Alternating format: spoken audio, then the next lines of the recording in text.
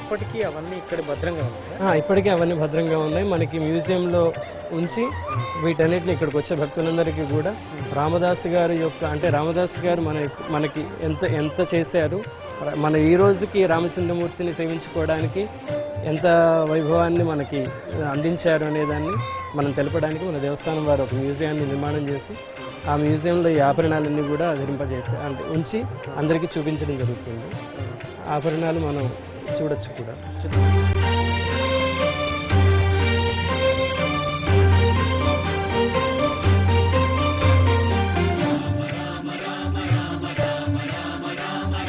ఈ ఆలయ నిర్మాణం చేయటానికి అంటే రామచంద్రమూర్తి అనుగ్రహం కలగాలి పూర్తిగా.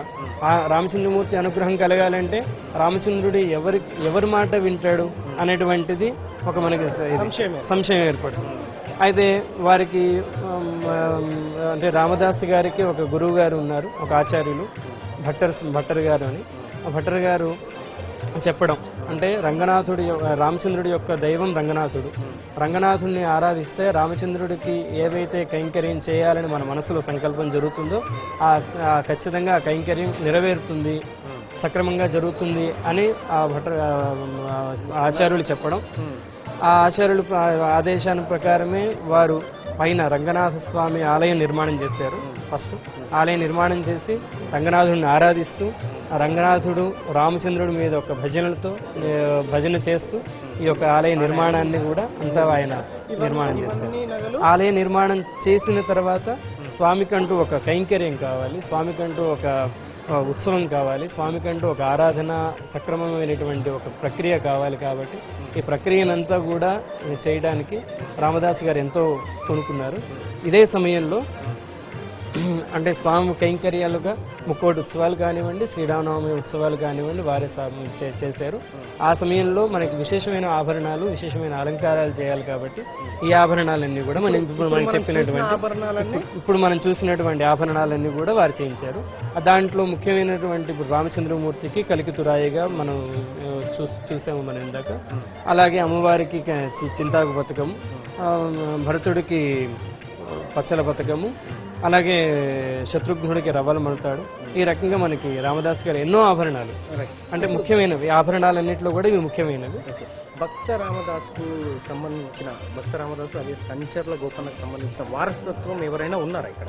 ఇప్పుడు వారసత్వంగా ఇప్పుడు ఎవరు లేరండి ప్రస్తుతానికి. ఇప్పుడు మనకి వారు నివసించిన ప్రాంతం నుంచి వారి వారసత్వం ఇప్పుడు మనకి ముక్కోటి సమయంలో ఒక మనవలుగా ఒక వ్యక్తి వస్తూ ఉండేవారు. వారు మనకి ముక్కోటి సమయంలో వస్తుంటారు, శ్రీరామనవమి సమయంలో కూడా వస్తుంటారు. అయితే వారి వారసత్వంగా కాకుండా మనకి ఇక్కడ కొన్ని వారు పెట్టినటువంటి కైంకర్యాలే ఇప్పటికీ చేస్తున్నటువంటి పెద్దలు వారు ఏదైతే పెట్టారో అదే కైంకర్యం ఇప్పుడు జరుగుతుంది. వాళ్ళ వారసుడు ఎక్కడ ఉన్నారు? కొత్తగూడెం ప్రాంతంలో ఉన్నారు, కొత్తగూడెం ఖమ్మం ప్రాంతంలో ఉన్నారు.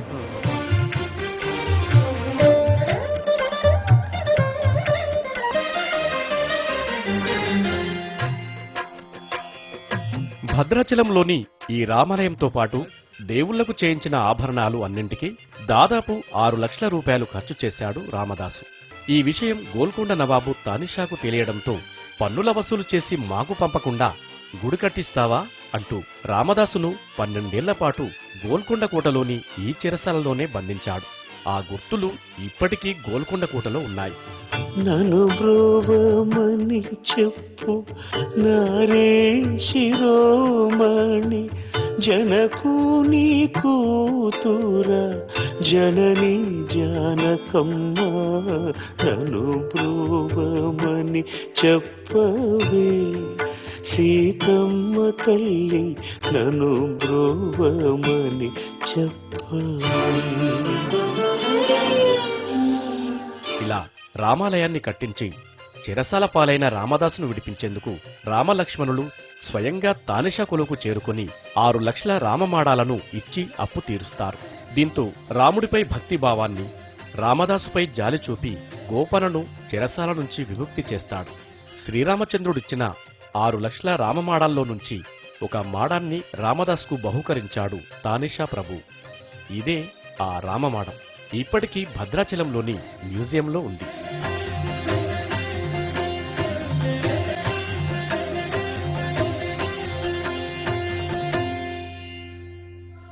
భద్రాచలం పాల్వంచ ప్రాంతాల్లో చాలా రోజుల పాటు రామదాసు నివసించినా ఆయన వారసులెవరూ ఇప్పుడు ఆ ప్రాంతాల్లో లేరు.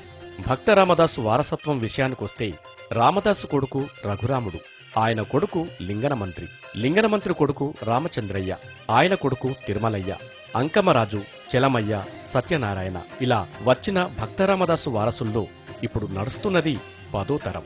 కంచర్ల గోపన్న 10వ తరానికి చెందిన వారసుల కోసం ఓవైపు మా ప్రయాణం సాగుతూనే ఉంది.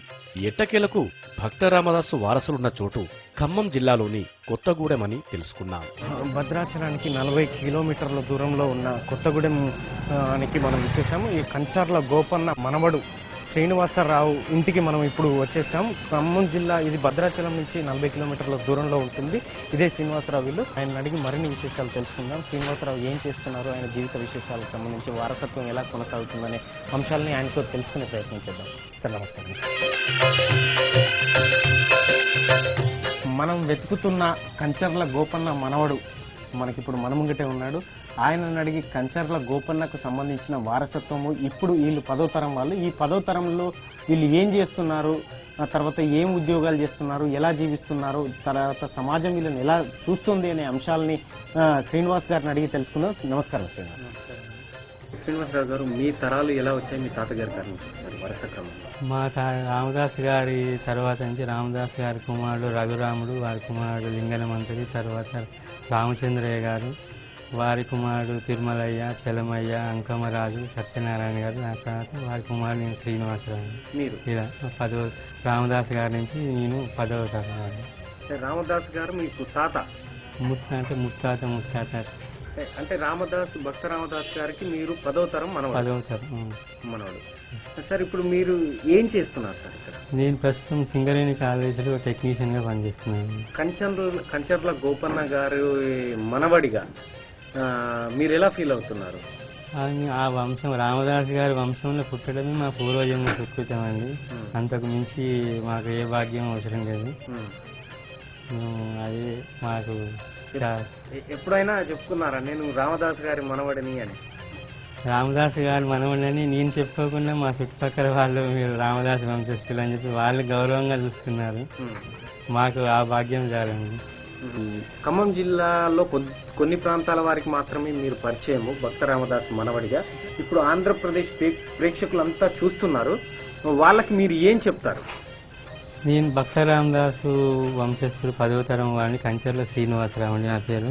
నేను ఖమ్మం జిల్లా కొత్తగూడెంలో నివాసం ఉంటున్నాము. మా కుటుంబ సభ్యులందరినీ కూడా ఇప్పుడు మీకు పరిచయం చేస్తాము.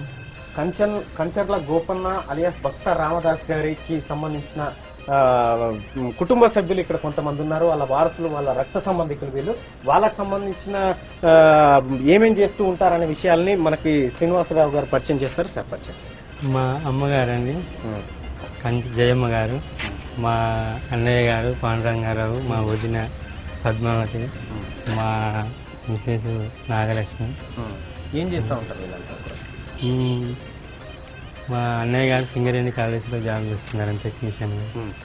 ప్రస్తుతం అయితే మామూలు అమ్మగారి ఇంట్లోనే ఉంటారు, వదిన గారి ఇంట్లోనే, అంతా ఫ్యామిలీ.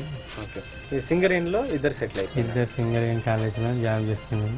భక్త రామదాస్ కు సంబంధించిన 9వ తరం వారసురాలు ఇక ఈవిడకి ఇద్దరు మగపిల్లలు, తర్వాత ఇద్దరు ఆడకూతులు ఉన్నారు. శ్రీనివాసు చిన్న కొడుకు. ఈ శ్రీనివాసు సతీమణి ఈవిడ, ఈ పెద్ద అయిన సతీమణి ఈవిడ.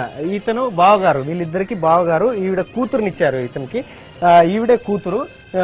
వీరి జంట. వీళ్ళంతా కొత్తగూడెంలోని వివిధ కాలనీల్లో సెటిల్ అయిన వారు. కంచర్ల గోపన్న భక్త రామదాస్ కు సంబంధించిన వారసులు వీళ్ళంతా. ఇప్పుడు వీళ్ళు 9వ తరం, వీళ్ళు 10వ తరం వారసులు. ఇప్పుడు ప్రస్తుతం నడుస్తున్నది 9వ తరం నడుస్తున్నది. 9వ తరం తర్వాత ఇప్పుడు 10వ తరానికి వచ్చినది.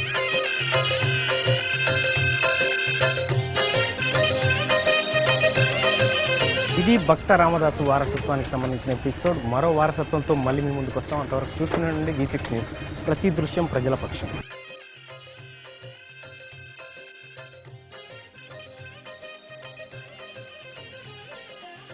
దశరథ రామ